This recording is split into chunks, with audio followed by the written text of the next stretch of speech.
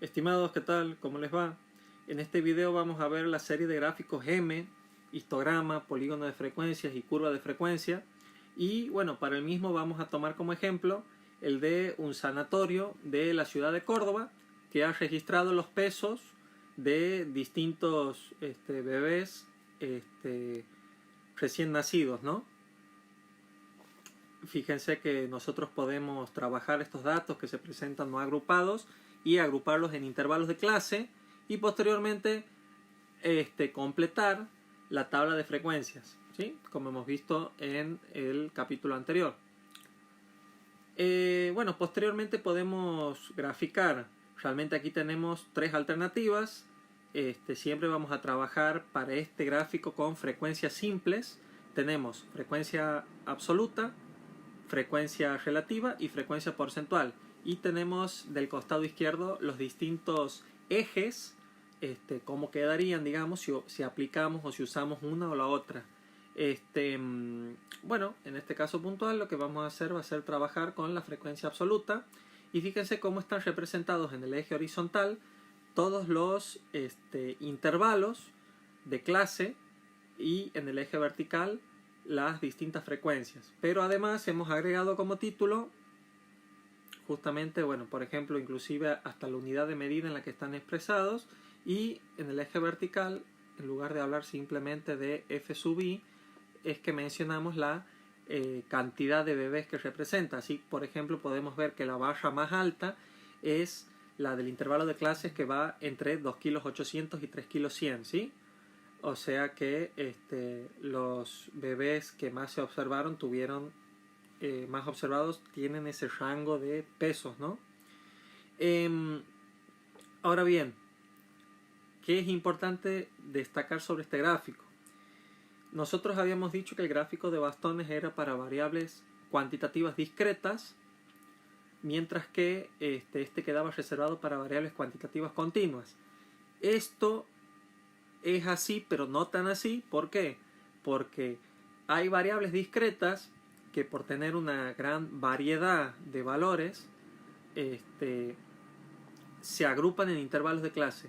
Y nosotros, al agruparlos en intervalos de clase, los podemos tratar gráficamente de la misma manera que a las variables cuantitativas continuas. Por eso este gráfico sirve para todas las variables cuantitativas que sean agrupadas en intervalos de clase. Si es una variable discreta a la que es acorde o a la que es apropiado agruparla en intervalos de clase, entonces vamos a trabajar con histograma, y si no, si hay que agruparlas en frecuencias simples, vamos a trabajar con un gráfico de bastones, ¿no? Bien, seguimos con lo que es la construcción de este gráfico. Fíjense que tenemos una barra por cada intervalo de clase, 2, 3, 4, 5, 6, 7 barras diferentes, o sea, una para cada clase. Y bueno, su altura está definida por los f sub i. Vamos a avanzar y vamos a ver qué necesitamos tener en cuenta para la confección de este gráfico. En su construcción, bueno, como les había dicho, lo primero que tenemos que hacer es elegir la frecuencia con la que queremos trabajar. Una columna que sí o sí voy a utilizar es la de los valores de cada uno de los intervalos de clase, o sea, los valores de la variable, y la otra es alguna frecuencia simple que elija. En este caso decidimos utilizar la absoluta. Bueno, me fijo el mayor valor. En este caso el mayor valor es el número 13, por lo que no estaría mal pensar en un eje vertical que se divida en 7 partes, llegando al número 14, y de esa manera que tenga 7 centímetros. Y luego tenemos que pensar en un eje horizontal que debe de alguna manera contener a los 7 intervalos de clase. Y además tenemos que pensar en que tenemos que dejar un espacio entre el eje y el primer intervalo de clase, y también otro espacio al finalizar el gráfico. Ya vamos a ver por qué. Pero bueno, aquí se nos presenta algo muy particular, que es que el límite inferior del primer intervalo de clases es 1,900 kg y la amplitud es de apenas 300 gramos. Por lo que la distancia entre el origen y este primer intervalo de clase, la verdad que debería ser muy, muy larga. Esto lo vamos a solucionar cortando el eje con 2 rayas, pero bueno, ya lo vamos a ver mucho más prolijamente a la hora de graficar. En fin, entre los 7 intervalos y los espacios que voy a dejar al principio y al final, yo creo que representar el eje horizontal en 9 centímetros y al vertical en 7 está bastante bien, ¿no? Vamos a avanzar entonces, digo, para cumplir con esta norma que habíamos nosotros establecido de que el eje vertical es un 75% del largo del eje horizontal. Si bien esto no es exactamente así, creo que se acerca bastante, así que lo tomamos, 7 y 9. Bueno, empezamos. Vamos a trazar nuestros 7 aquí. 1, 2, 3, 4, 5, 6, 7.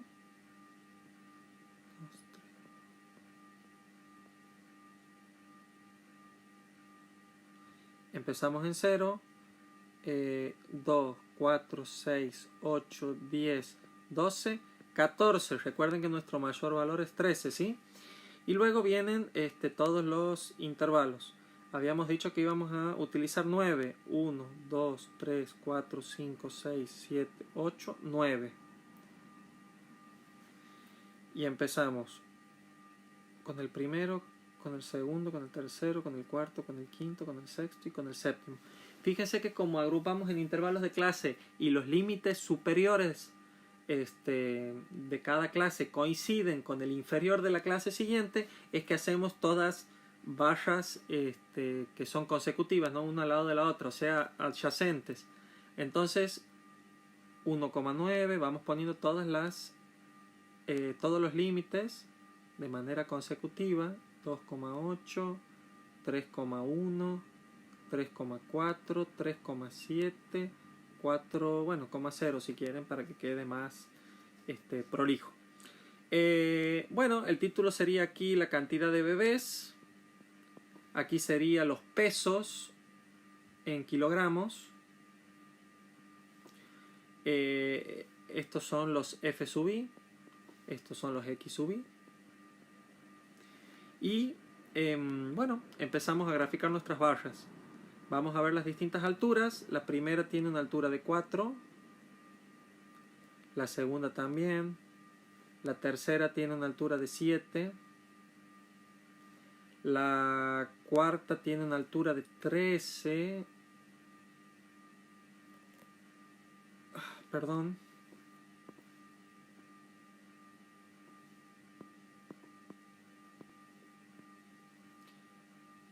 La verdad que la regla me estaba trayendo problemas. Ustedes utilicen regla. 11 tiene el siguiente intervalo de clase. Y los otros dos tienen 8 y 3. 8 y 3. Bien.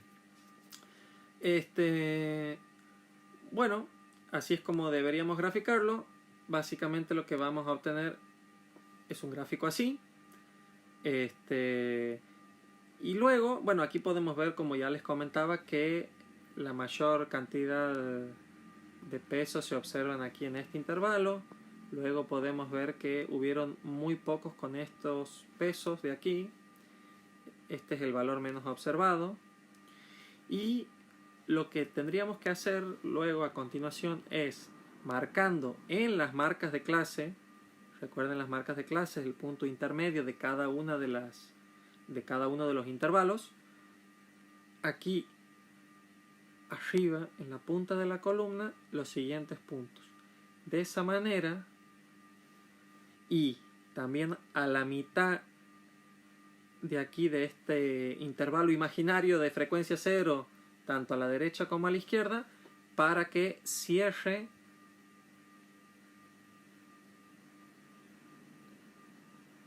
nuestro polígono de frecuencias, que bueno, lo mostramos aquí de una manera mucho más prolija, ¿no? Bien, ahora, curvas de frecuencia. La curva de frecuencia no es más que el polígono de frecuencia, pero suavizado, ¿no? Fíjense que aquí lo he hecho de una manera muy apresurada, pero bueno, más o menos tendríamos algo así. Y tiene las siguientes características. Ahora vamos a verlo desde un punto de vista gráfico, pero cuando vayamos al capítulo siguiente lo vamos a ver de manera más analítica, ¿no? Simetría. Bueno, para ver la simetría de nuestra curva tenemos que ver dónde se concentran los valores más observados. Si se concentran en la parte central, si se concentran sobre la derecha, o sea, en los valores más altos, o sobre la izquierda, ¿sí? En este caso,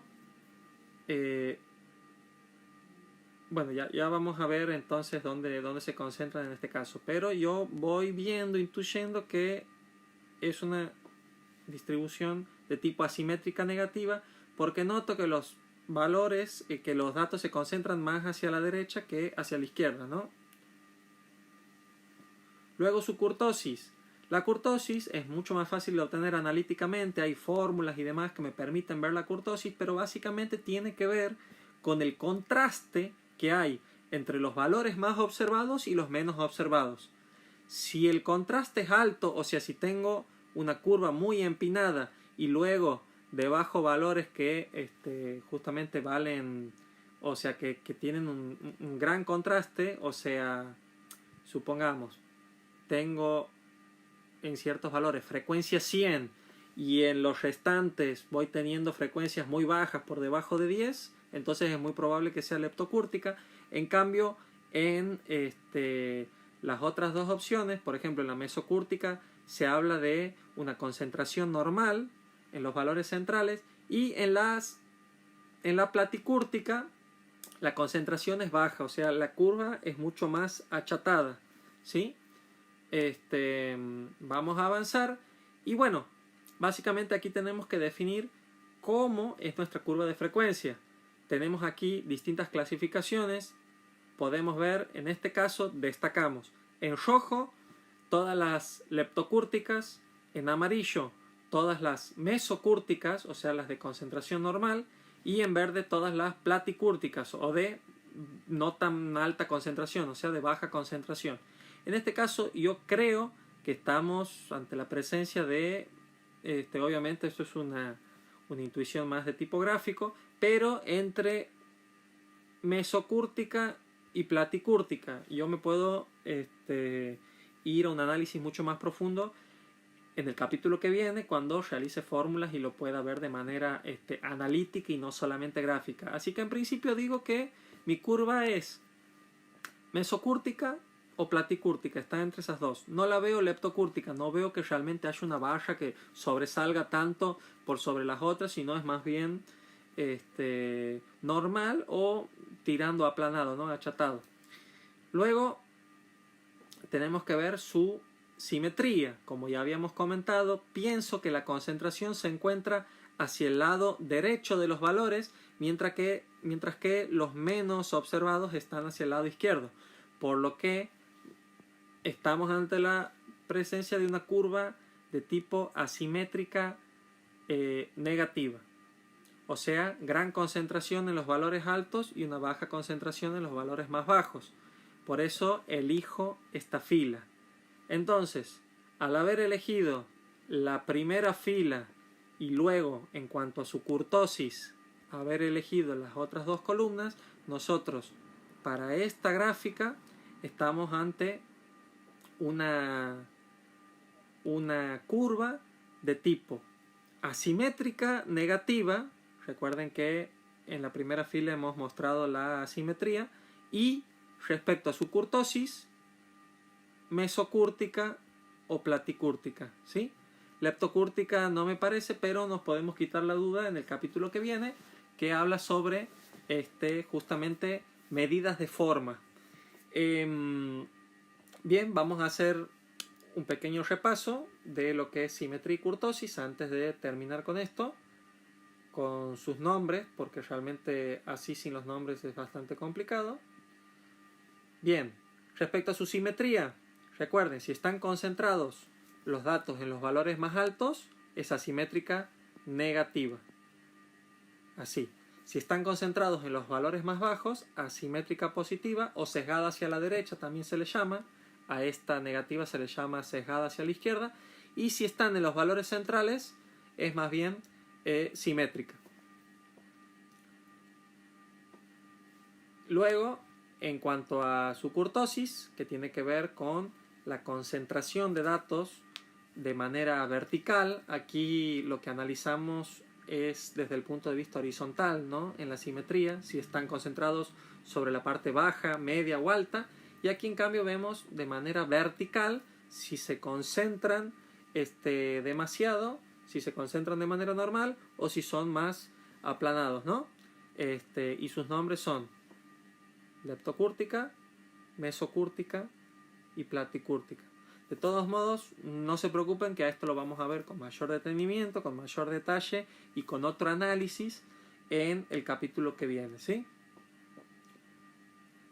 Muy bien, con esto terminamos el gráfico o el conjunto de gráficos M con histograma, polígono de frecuencias y curva de frecuencia. Y en el siguiente vamos a ver ojiva, que es para el mismo conjunto de datos con el que hemos trabajado aquí, nada más que lo vamos a hacer con frecuencias de tipo acumulada. Muchas gracias.